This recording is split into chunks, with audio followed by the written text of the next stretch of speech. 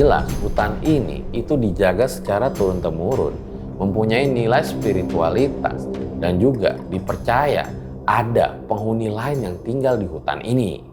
Dan kalau sampai hutan ini ditebang secara ngasal, dipercaya akan terjadi malapetaka. Di mana bagi masyarakat Baduy, gunung itu memang tidak boleh dikeruk dan dirusak. Karena di gunung itu ada dangiang, dedemit, lelembut, atau roh-roh halus. Jika dangiang, lelembut marah, maka mereka akan masuk ke tubuh manusia. Bisa juga terjadi penyakit, dan kalau melihat manusia yang seperti kesetanan sifatnya, jangan-jangan dia sedang dirasuki atau kesurupan. Jadi seperti kacau dan akhlaknya kayak setan. Hal ini bisa disebabkan karena gunung dan hutan di dekatnya sedang dirusak. Oleh karena itu, ketika hutannya rusak, impact-nya bukan buat ekonomi mereka aja guys, tapi tradisi dan kepercayaan mereka juga terancam. Ya balik lagi guys ya, gue selalu bilang bahwa di dunia ini banyak sekali kepercayaan dan budaya ya. Jadi kalau kita hari ini menganggap paling pintar, paling modern, sementara budaya lain adalah budaya primitif, apa bedanya kita sama penjajah?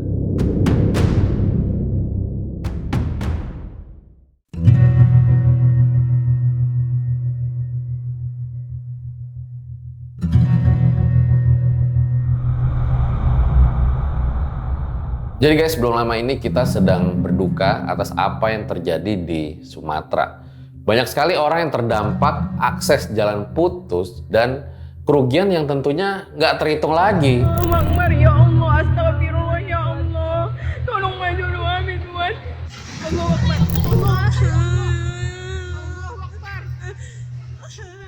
Masalahnya kerugiannya itu bukan hanya materi aja. Kalau nyawa hilang, apa bisa diganti sama uang? Ya jelas nggak bisa. Banyak juga pengamat mengatakan kalau bencana kemarin bukan sekedar bencana alam, karena ada juga andil manusia. Nah, gue juga sering bilang guys ya, kalau misalnya hutan dibuka, hutan digali, hutan dieksploitasi secara tidak bertanggung jawab, nah kalau alamnya rusak, ujung-ujungnya yang repot manusia juga. Ya tapi kita doain lah, semoga teman-teman kita yang di Sumatera itu keadaannya lekas semakin membaik. Ngomong-ngomong soal hutan, gue pernah bilang ya, kalau di Indonesia itu terdapat hutan-hutan sakral. Kadang sama orang lain tuh suka disebut sebagai hutan keramat atau hutan larangan. Maksudnya gimana bang? Apakah itu hutan yang angker? Ya bukan. Yang jelas hutan ini itu dijaga secara turun-temurun, mempunyai nilai spiritualitas, dan juga dipercaya ada penghuni lain yang tinggal di hutan ini. Dan kalau sampai hutan ini ditebang secara ngasal, dipercaya akan terjadi malapetaka. Bagi kalian yang nggak percaya ya sah-sah aja, tapi yang jelas dengan adanya hutan-hutan yang dianggap sakral ini, kelestarian alam terjaga, pohon-pohon aman, begitu juga dengan hewan-hewan yang ada di sana.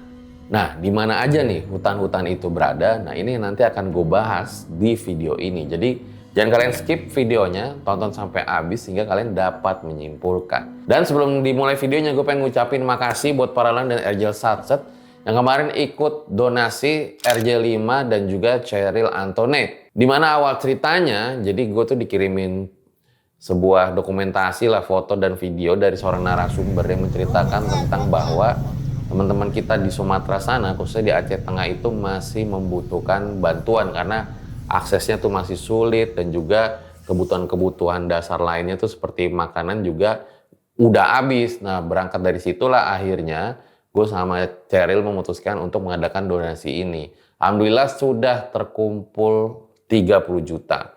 Nah, buat kalian yang pengen ikut donasi juga, langsung aja bisa ke klik link ini. Semoga kebaikan kita dapat membantu kawan-kawan yang ada di Sumatera. Maksudnya kita mulai, berikut adalah ceritanya.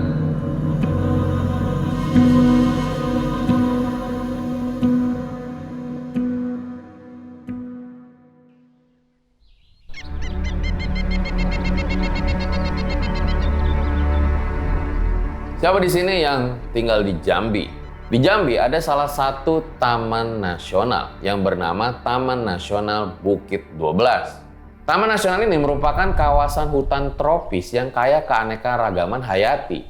Bukan hanya flora dan fauna, Tapi juga ada salah satu suku Indonesia yang menempati hutan ini. Suku Anak Dalam adalah salah satu suku asli yang menempati wilayah pedalaman Sumatera.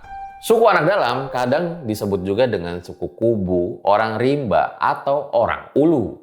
Di tengah arus modernisasi nih guys, sosial media di mana-mana, mereka masih mempertahankan tradisi yang memang diwariskan secara turun-temurun. Suku Anak Dalam sendiri hidup secara berpindah-pindah atau nomaden di kawasan hutan tersebut. Bagi mereka, hutan itu bukanlah tempat untuk memenuhi kebutuhan ekonomi aja guys, tapi tempat untuk menjaga kelestarian alam dan juga keberlangsungan budaya komunitas mereka. Suku Anak Dalam mempercayai bahwa bukit adalah tempat para dewa, setan, dan jin berada. Ada kekuatan-kekuatan di luar kekuatan manusia, yaitu roh sebagai suatu kekuatan gaib. Bagi mereka, dewa bisa mendatangkan kebajikan dan juga bisa mendatangkan petaka jika nggak menjalankan peraturan sesuai adat istiadat. Ada satu kebiasaan yang dilakukan oleh mereka yang disebut dengan melangun, yaitu tradisi meninggalkan genah atau tempat tinggal jika ada anggota keluarga meninggal dunia di tempat tersebut. Jadi guys, mereka harus meninggalkan ladang, hasil ladang, dan rumahnya untuk pindah ke tempat lain. Biasanya daerah yang dituju merupakan daerah bekas garapan mereka dulu yang udah lama ditinggalkan. Atau tempat-tempat lain yang dianggap punya sumber makanan yang cukup melimpah. Upacara melangun dimulai ketika salah satu anggota keluarga dalam kelompok dianggap menunjukkan tanda-tanda akan meninggal karena sakit keras. Anggota yang sakit keras akan diungsingkan ke tempat lain, ke pondok dengan ditunggui keluarga dekatnya. Ada ayah, ibu, anak, dan saudara kandung. Anggota keluarga lain yang masih dalam kelompok segera mempersiapkan melangun. Jika yang bersangkutan meninggal, maka dimulailah upacara melangun. Ketika berpergian itulah seluruh anggota keluarga wanita dan anak-anak meratop sejadi-jadinya. Apaan itu Bang meratop? Meratop itu adalah menangis secara histeris sambil menyebut nama orang yang meninggal. Selain itu guys, masih banyak nih tradisi-tradisi yang dilakukan oleh suku Anak Dalam. Masalahnya adalah ketika ekosistem di hutan itu makin rusak, nah tradisi-tradisi yang mereka lakukan ini terancam juga punah. Seperti misalnya besale terkait dengan kematian dan juga bebalean terkait dengan peribadatan. Dalam sebuah sumber disebutkan, jadi ada beberapa tumbuhan yang digunakan untuk ritual-ritual mereka. Sekarang tuh udah sulit ditemukan. Oleh karena itu, ketika hutannya rusak, impact-nya bukan buat ekonomi mereka aja guys, tapi tradisi dan kepercayaan mereka juga terancam.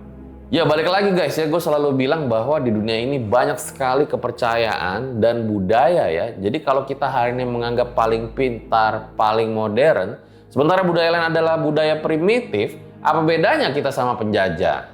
Ada satu tradisi lagi yang biasa dilakukan, yaitu besale, di mana merupakan tradisi pengobatan untuk membersihkan atau mengusir roh jahat yang bersemayam di tubuh orang sakit. Besale dilakukan dengan membaringkan orang yang sakit tadi itu guys di sebuah balai yang disebut angkat semang, di mana balai ini dipercaya menjadi tempat roh nenek moyang bersemayam. Besale biasanya dilakukan pada malam hari, dipimpin oleh seorang tokoh yang dihormati dan punya kemampuan komunikasi dengan arwah atau dunia gaib. Upacara dilengkapi dengan sesajen yang bahannya berupa kemenyan, bunga-bungaan sampai 100 macam. Lalu ada seorang malim yang berpakaian serba putih dan mengucap mantra, lalu menari dan diiringi bunyi-bunyian sambil meneteskan air jampi-jampi. Pada intinya, upacara besale merupakan kegiatan sakral yang bertujuan untuk mengobati yang sakit atau untuk menolak bala. Kalau misalnya kalian tanya gimana ya Bang cara teman-teman kita yang ada di sana untuk makan, ya caranya pada awalnya kayak menangkap ikan, berburu hewan, dan juga memakan buah-buahan yang ada di hutan. Tapi belakangan ya dengan seiring perkembangannya zaman, mulai dikenal juga tuh pertanian dan juga perkebunan. Binatang-binatang yang biasa diburu kayak babi, kera, beruang, monyet, ular, rusa, kijang, dan masih banyak lagi. Nah ketika berburu itu dilakukan dengan anjing. Alat yang digunakan sendiri itu kayak tombak, terus juga parang, dan benda-benda tajam lainnya. Suku Anak Dalam yang tinggal di hutan Jadi tinggalnya itu di rumah sudung, gubuk yang tidak permanen, tanpa tembok pembatas dan hanya papan kayu beratapkan terpal. Jadi setiap anggota yang udah menjalin rumah tangga guys, dia akan memisahkan diri dan membuat sudung baru di sekitar sudung utama. Jadi kalau misalnya hujan ya kalian bisa bayangkan ya seperti apa yang akan terjadi di sana. Bagi anak laki-laki yang telah menikah, mereka dianjurkan untuk tinggal dengan keluarga pihak perempuan. Selain itu, masyarakat suku anak dalam berpakaian sehari-hari mengenakan bawahan. Bagi perempuan, pakaian penutup dada hanya dikenakan saat bertemu masyarakat luar. Dalam perkembangannya, nggak jarang juga masyarakat mereka yang mulai menganut ajaran agama Islam. Hari ini kehidupan suku anak dalam mulai terancam. Ketika hutannya makin sempit, mau nggak mau ya dalam tanda kutip, banyak perubahan yang dilakukan oleh mereka. Pertanyaannya, bisa sampai kapan nih mereka bertahan? Hutan yang selama ini tuh menjadi rumah, sekolah, tempat mencari ilmu, tempat menjalankan ritual dan kepercayaannya, kalau hilang satu persatu, akan seperti apa? Jadi apakah semua budaya itu harus sama dan seragam? Apakah semuanya tuh harus jadi modern dan mengikuti arus modernisasi? Atau justru karena keanekaragaman inilah itu yang disebut dengan manusia? Dan terakhir, ketika hutan yang sakral itu hilang, akankah kita akan terus hidup dalam kapitalisme yang terus mencari keuntungan tanpa batas?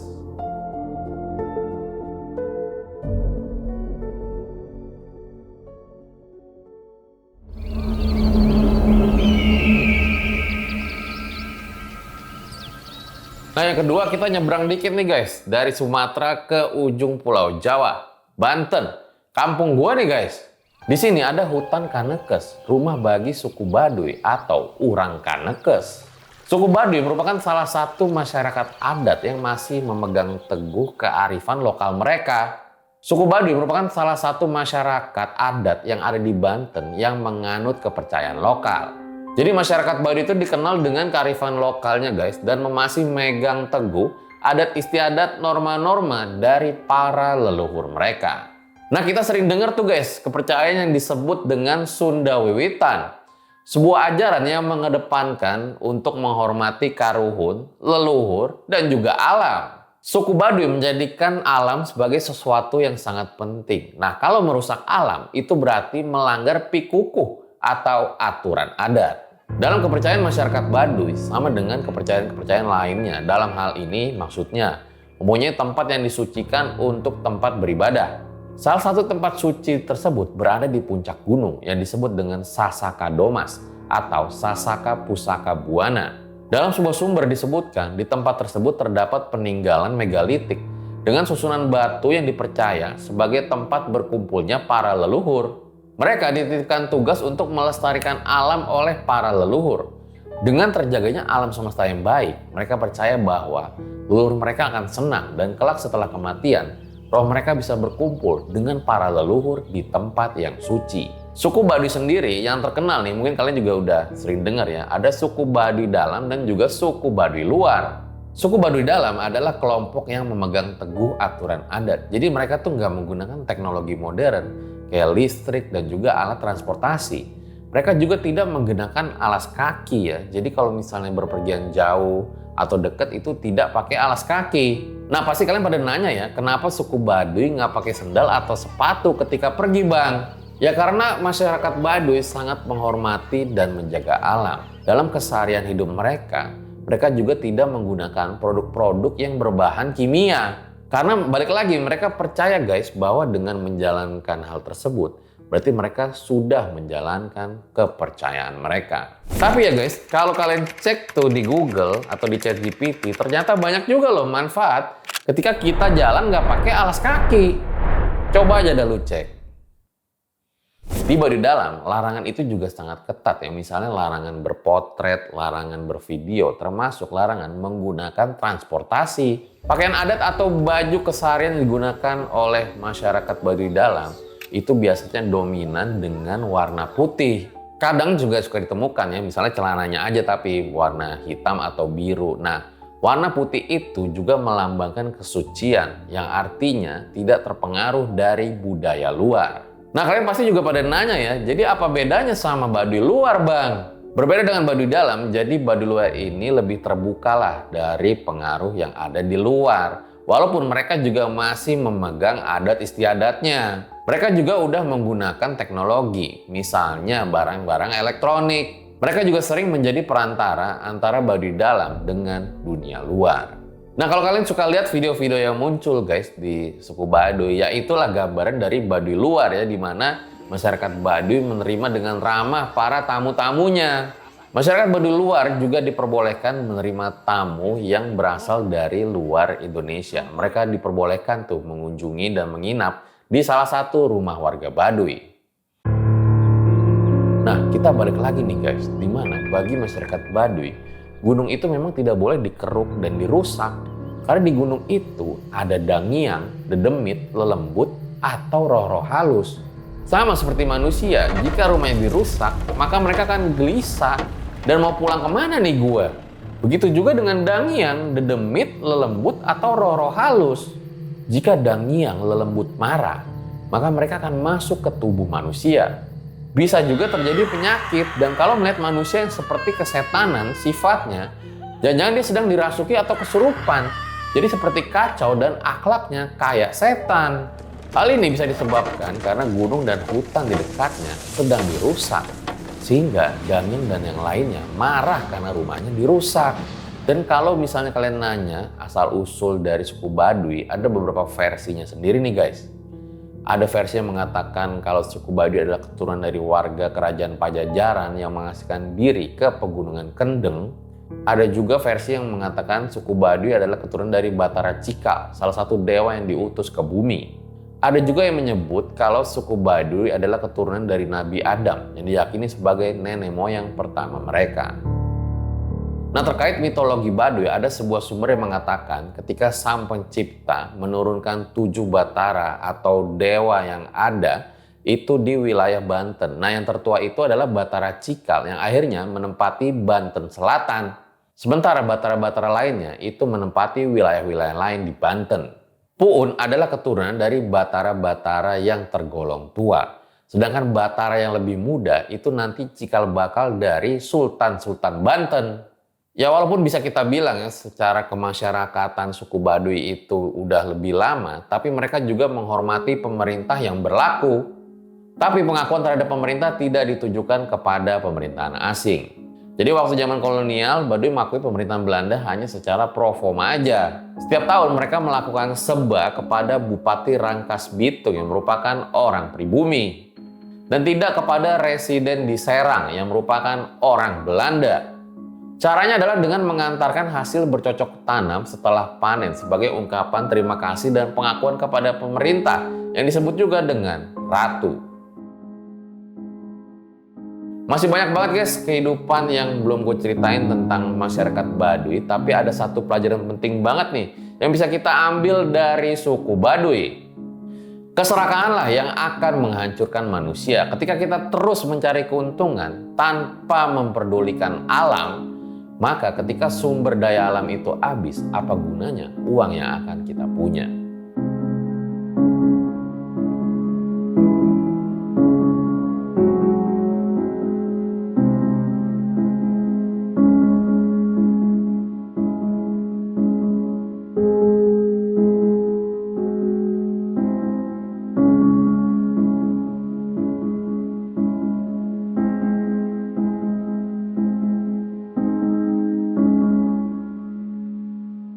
Itu deh guys, akhir dari episode ini. Gimana rasanya kalian nonton video ini? Gue penasaran banget sih. Boleh dong kalian komen di bawah. Dan ternyata kita itu hidup di sini nggak sendirian ya. Banyak banget kepercayaan dan budaya yang ada di dunia ini.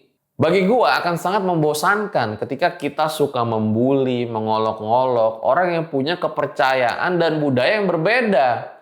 Di mana kita menganggap bahwa budaya kita itu adalah budaya yang paling pinter, paling modern. Sementara budaya dan kepercayaan yang lain adalah yang primitif.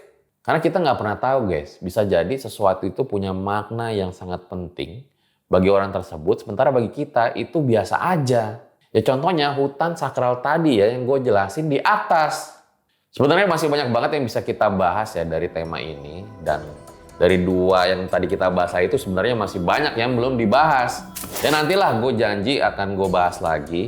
kalau misalnya kalian emang minta supaya gue membahas tentang hal-hal ini. Terakhir, semoga apa yang terjadi di Sumatera keadaannya lekas membaik. Gue Fajar Nitya, RJ5 undur diri. Ciao.